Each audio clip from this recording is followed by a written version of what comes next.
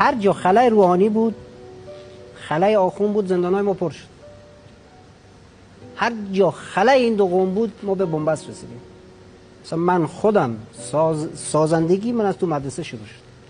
یعنی اگه معلم متوجه نکتهتون نشدم یعنی چی؟ یعنی که هر جایی که روحانیان حضور ندارن بیشتره، ما آسیب می‌بینیم. یعنی مثلا ما تو قم زندانی نداریم؟ داریم. خب بستر اون نیست. بستر شما، من یه مثال بیارم خدمت شما. هممون کجا پرورش پیدا کردیم؟ دههای ما تو مسجد دیگه. بله. غیر از این بود. خب ما رو کی پرورش داد؟ عالم دین دیگه، دیدبان دین.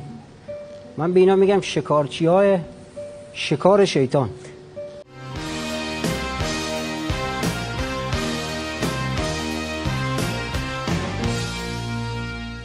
مهمونمون رو دعوت میکنم جناب آقای نبی سلطانی. از آقا چطورین؟ شما خوبین؟ خیلی خوش آمدید.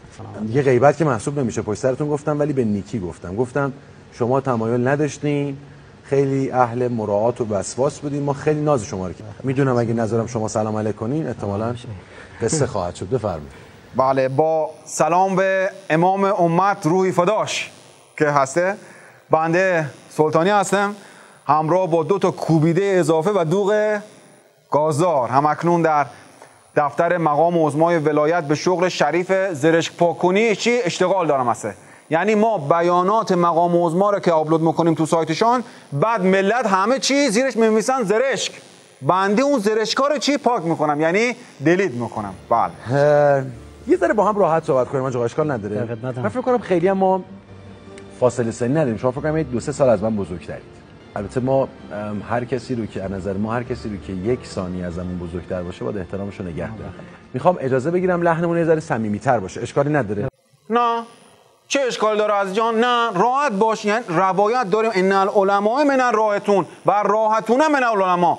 اینجا جلوی شما هسته، جلوی شما و دوربین هسته. بچه‌ها بهم میگن سلطانی، وگرنه تو حوزه که چی بهم میگفتن تریپت مثل بقیه پول ماست میمونه. حالا این که تازه الانمونه. ببین بچه بودیم چی بودیم؟ ننه بهم میگفت نبی زلزله. وال شر و شیطون بودین آقا بچگی. زیاد، یعنی طوری که آسی می‌کردین خانواده و اهل محله. آسی چیه؟ آچل، آ50 بر بالا. میدانی که لذتی که تو سواری سر خر شیطان هسته، تو سواری لامبورگینی نیسته. ما از بچگی پرشور پرهرا درس چیه، کتاب چیه، هندسه و حساب چیه، فقط ولایت. از بچگی ولایی بودیم. یعنی تو فوتبال هم من همیشه چی کارم لایی زدن بود. همه رم به زور خرکش میکردم تو خط ولایت. ما چنین جوانایی بودیم، نه مثل بسیجیای امروزی که یه تیر در نکرده میگه اگه جنگ بشه من برای دفاع از نظام برمیخیزم. خوشتی با مرام، شما صبح قبل از ظهر برخیز، نمیخواد تو زحمت بیفتی لامصب. قبول داری شما؟ حالا کسه شما هر چی بگیم ما قبول میکنیم. مدرسه که درس نمیخوندین، شیطنتای خودتون هم داشتید. تا کی طول کشید؟ تا آمدن امام به ایران. یعنی اون موقع بود که امام دید ما همه شرایط رو چی داریم دیگه، دستمون بند کرد تو حوزه. شما یاد میاد شعار میدادیم میگو چی بگو روح معنی خمینی بودچکانی خمینی. جان تو اگه امام به جای بودچکن فیلتر شکن بود، نور ما تو روغن بود دسته. البته همون بودچکنیش هم چی واسه ما علما خوب کار کرده، چون توی سالا هر کار که دلمون خواسته چی کردیم. هر کاری دلتون می‌خواست می‌کردیم. خب چرا نمی‌ذاریم ما هر کاری دلمون می‌خواد بکنیم پس؟ چرا نمیذاریم؟ خب معلومه که چرا نمیذاریم.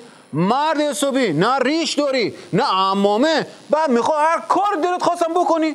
تو هم یه عرقی بریز، یه عمامه بذار کلت، اون وقت هر غلطی خواستی چی میتونی بکنی. هسته نظام مقدس ولایت رو عمامه علما سوار شده. هسته این نظام بدون روحانیت ولایت مدار مثل شلوار کردی بدون کش میمونه. حالا باور کن شما کسه. از قصه خودتون دور نشیم. سوالمو تکرار میکنم، شما چرا این کار رو انتخاب کردید؟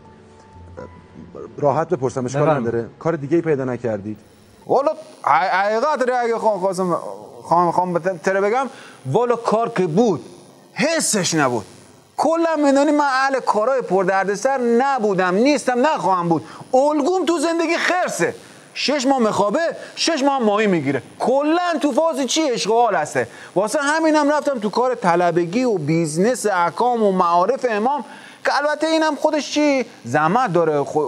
خواستم بهت بگم حرفایی که مردم میزنن اینا حرفا هسته. حالا بماند، من نمیخوام زیاد چیز بکنم. یعنی به شما هیچ وقت فحش و ناسزا ندادن؟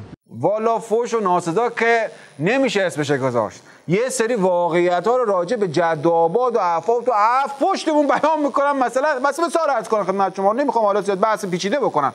دیروز از تاکسی پیاده شدم، در محکم همچی از دستم در بستم. راننده گفت گاو. منم دوباره در خشمگین در وا کردم که جوابشو بدم. یک نگاه کردم این هیکلش دوباره بر ما هسته. راننده گفت ها چته؟ گفتم هیچی، دومم لای در جا مونده و خواستم لای در بیارم. حالا البته نمیخوام اینجوری وضعیت بارم، البته ولش کن، حضرت آقا رو بچسب. حرفایی که درباره ایشون میزنن جگر علما رو آتیش میزنه.